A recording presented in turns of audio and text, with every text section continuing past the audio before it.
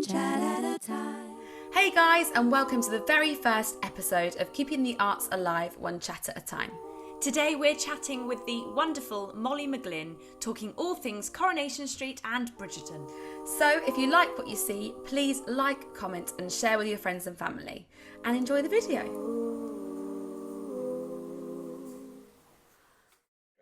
Hi Molly, thanks so much for joining us today. We're thrilled to have you. Hello. Hi! So how are you? How are you doing?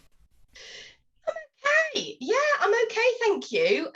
This third lockdown seems to be touch wood. It's been okay. I've been working quite a lot, and I've had a reason to leave the house. But just eating way too much. I don't know about you. I can't stop eating And drinking. Oh yeah. Yes, I did do dry January, and I've never done that before. In lockdown as well. Thank you very much. That's very impressive. Very good. So let's take it back to the beginning. How did you get into acting? Okay, acting. Well, acting's always been a thing since I've been about 4. And I went to a Saturday school, and I've always loved it. I've always absolutely loved it. And that was Stagecoach. So I did that, and I loved it up until the age of when was it? I think it was 17. 17, I saw an advert in the local paper, and it was an open casting for a local film called Lad, a Yorkshire Story. And it was filming in Yorkshire, and I thought, just kind of go for it. I'd done kind of a number of things beforehand, like auditions and stuff, and Amdram and all that. But this was the first thing that I thought, oh, okay, let's have a look. And then I went to the audition, and I loved it. And then, I got the part for that. And it was a small budget film, and it was filmed in Yorkshire, and it gave me a real taste of screen, to be honest, and film, and which is obviously my passion. And it's kind of relaunching, and it's just a shame because not many people have seen it, but I think he's just kind of trying to get it back out there again. It's a lovely film, it's beautiful. So that was definitely the starting point, I think. So let's carry on then from that drama school. How was that experience when you transitioned from, I suppose, working already to going to be a student? I was actually unsuccessful the first year of getting into drama school. So I applied for Lambda, RADA, Guildhall, all those. And I kind of got through to the last stage of those in the June. So I was auditioning from October the previous year to June. And I was thinking, okay, this is the year. Okay, going to start thinking about where I'm going to live. And then it was June, I got the letter through saying you haven't been accepted. And I was like, oh, okay, Christ. It's gutting, yeah. Yeah, absolutely gutting. So I thought, right, okay, this is definitely what I want to do. I can't actually do anything else, so this is something that I have to do.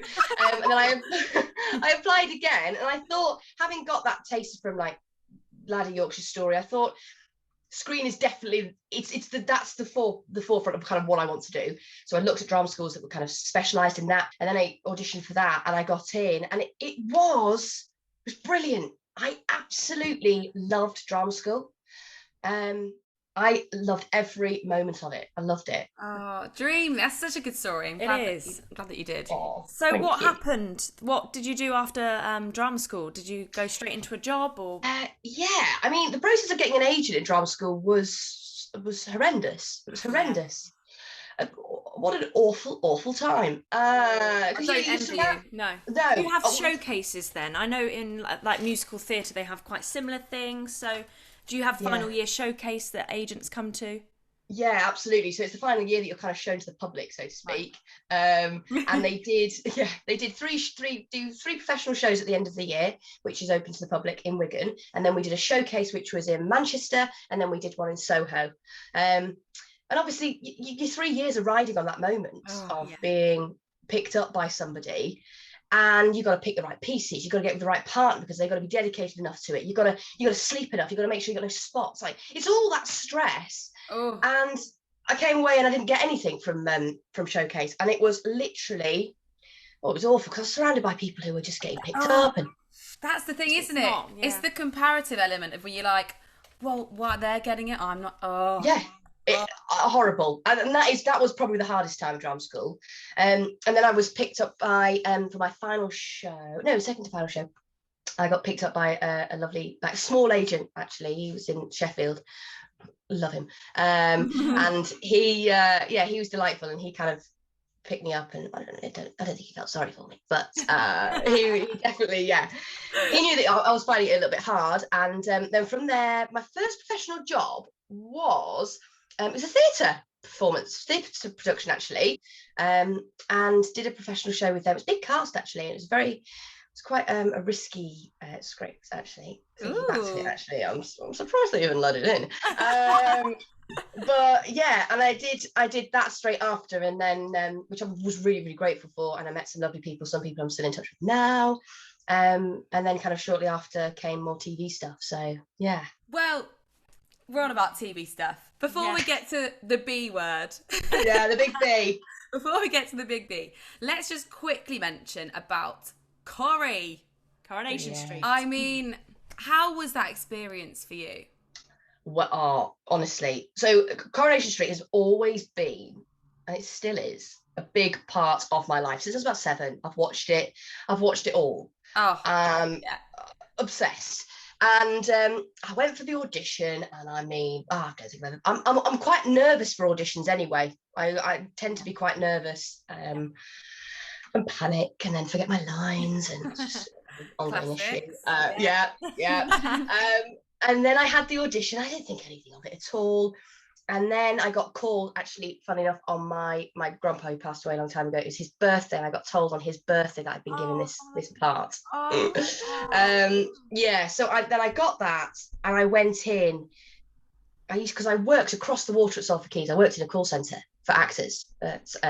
So I was kind of auditioning for the role whilst I was still there. So I was actually able to see Coronation Street from my... Oh my God, that's mad. So then this time I actually drove into work and got to the Corrie gate, and they were like, "Oh, who are you?" I was like, "I'm Molly. I'm part of Leah." And they opened the gate, and in I came. And it was brilliant, because I was walking around the set. It was like it was a tour. It was like one of those Corrie tours. I was walking around. I couldn't believe it. The people that I worked with were delightful.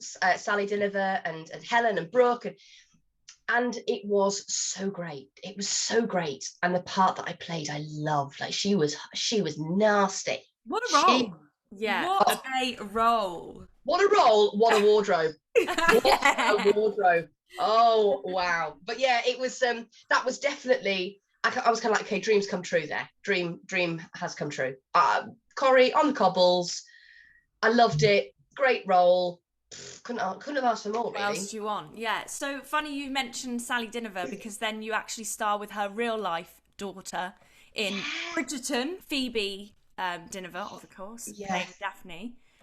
So yeah, that was quite strange circle, isn't it? I couldn't, because Sally was talking about Phoebe quite a lot when we were on set, because obviously I'm quite similar age to Phoebe, so we were talking about her daughters, etc., and telling me about what her daughter was doing.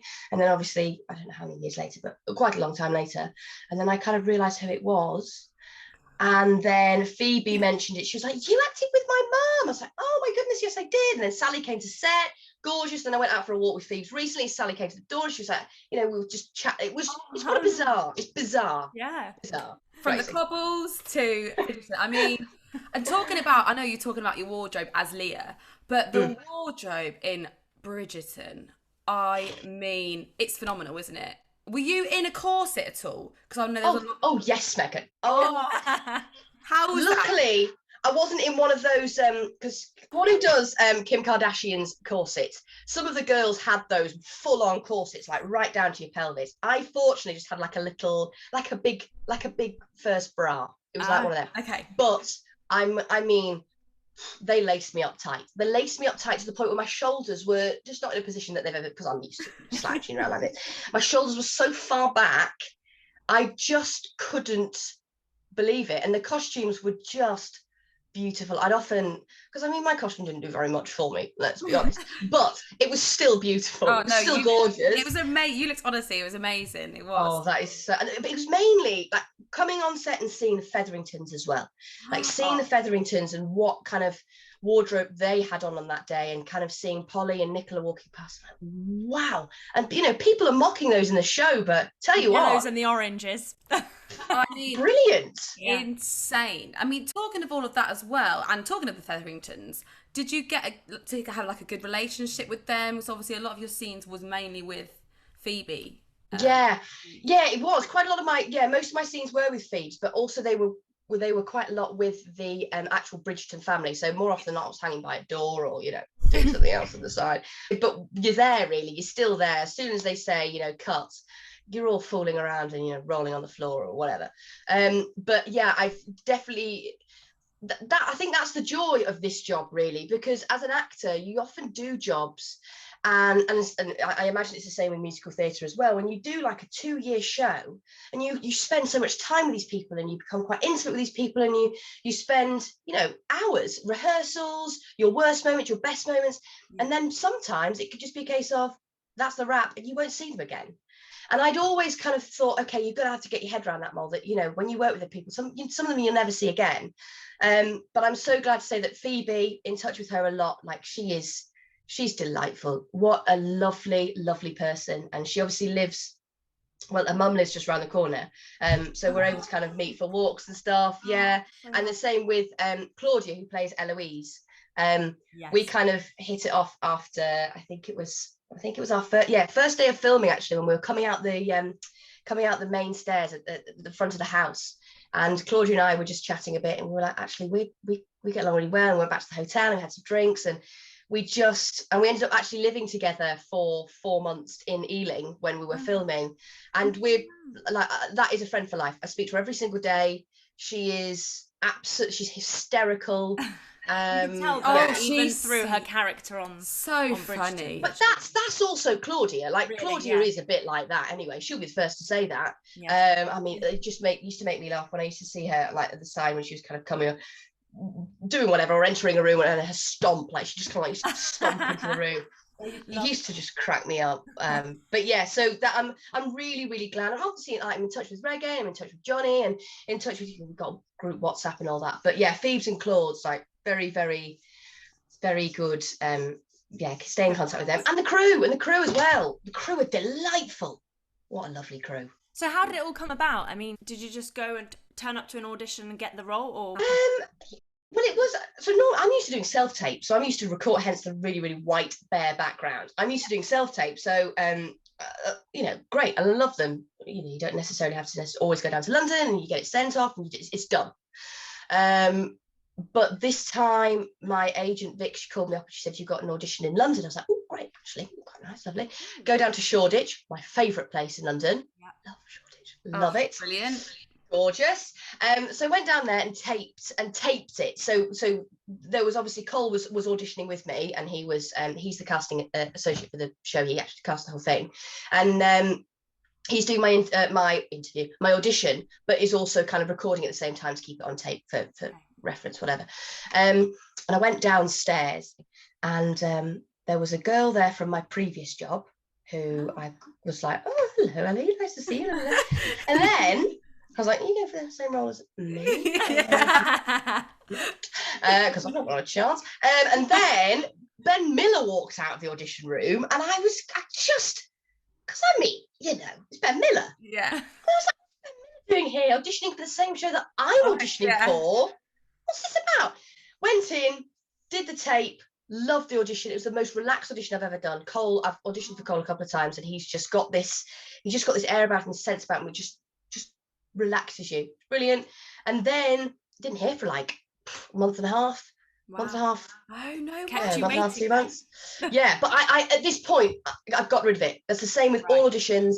Literally, as soon as I've done an audition, the script's in the bin, it's finished, it's done. I'd kind of forgotten about it, and then I had a call from Vic, and she was like, Molly, I can't actually quite believe I'm saying this, but not in a nasty way, but it was kind of like, it was a Netflix show, like it was just a chance for me to be seen, really, and have an audition. And they said, yeah, it's gone your way. I was like, what? And I couldn't believe it from there, but I had no idea what was to come. I had no idea. Everyone has come across in it, even just through the acting. I know that sounds bizarre, just so well. Yeah, they have. Do you know, there's every character to it. There's such a warmth to all the casting. I think has been amazing. Talking of the casting, we do have to ask, obviously. We have to know. Reggae. Dookie.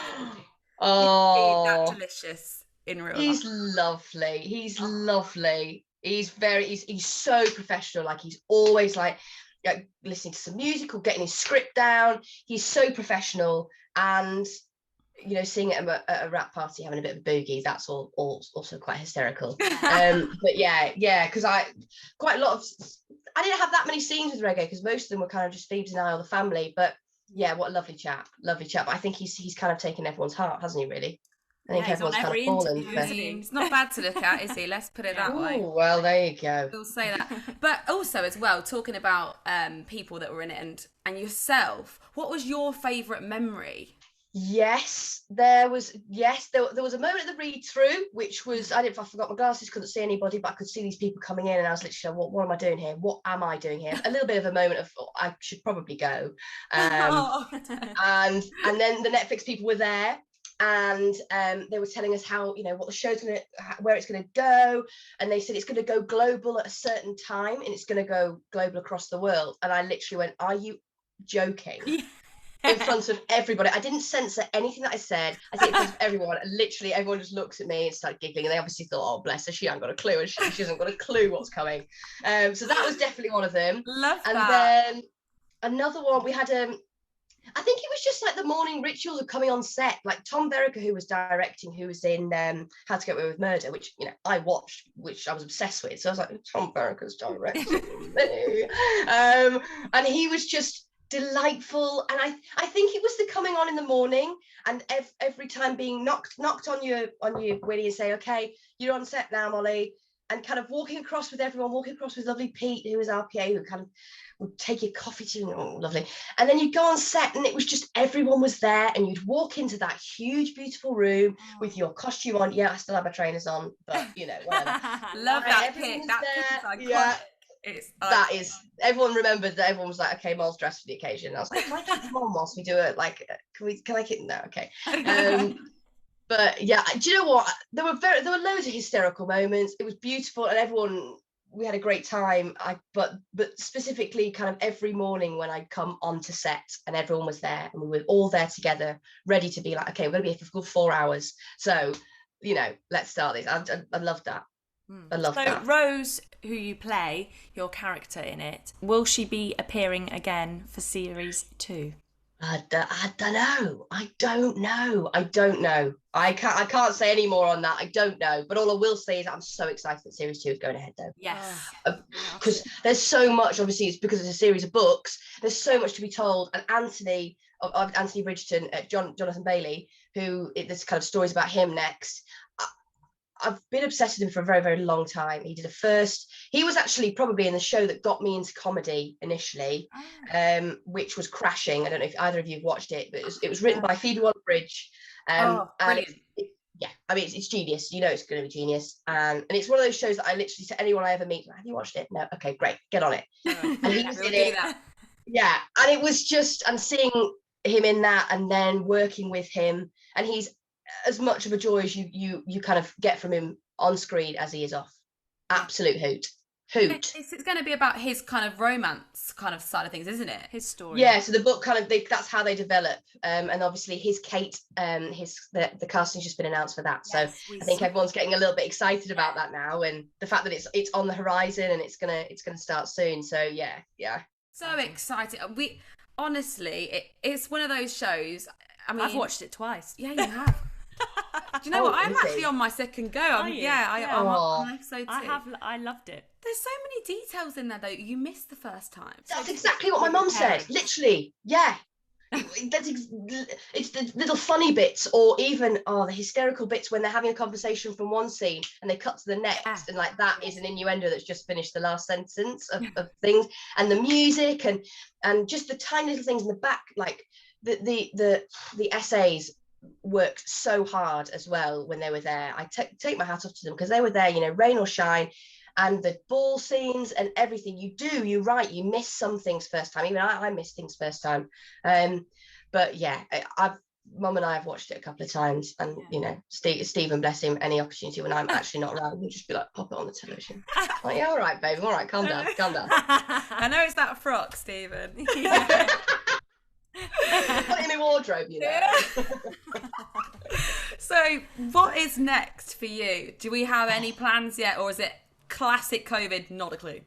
I think it's a mixture of classic COVID, not a clue, and also just I've had some lovely auditions. I've had like done quite a few self tapes, and that's lovely because I think it's like I'm being seen for some nice stuff, which is great. And the fact that I'm being seen by people, that at the moment, that's what I'm taking from this, is the fact that people, casting directors who didn't know me before, have seen Bridgerton on the show, on the show reel and on the CV, and are kind of going, oh, okay, let's have a look. And that is what I'm taking from this at this point in time. Also getting the chance to do self-tapes, because I haven't acted since Bridgerton, and getting that opportunity to kind of do them. They're great fun. I love doing self-tapes. Well, Molly, it's been an absolute pleasure chatting to you today. And thank you for having me, girls. Again. Honestly, I could sit here for 3 hours. Carry on. Oh, good. But before you go, we're asking all of our guests a little question. So it's a bit of a toughie, but it's a classic desert island. Okay. Oh, fave album that you'd take, fave dish, and fave film. Might be a tough one for you. Okay. Oh, this is great. So favourite album is definitely, the moment, I am obsessed with Celeste's new album. Yes. Obsessed. I think everyone in the world is. Literally obsessed with it. Favourite dish is sushi. Sushi, definitely. And what was the last one? Film.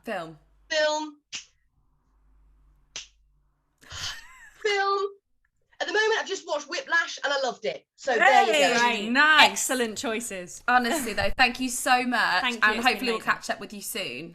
Absolutely. Thank you so much for asking me on, girls. And best of luck with all this. This is an absolutely lovely thing that you are doing.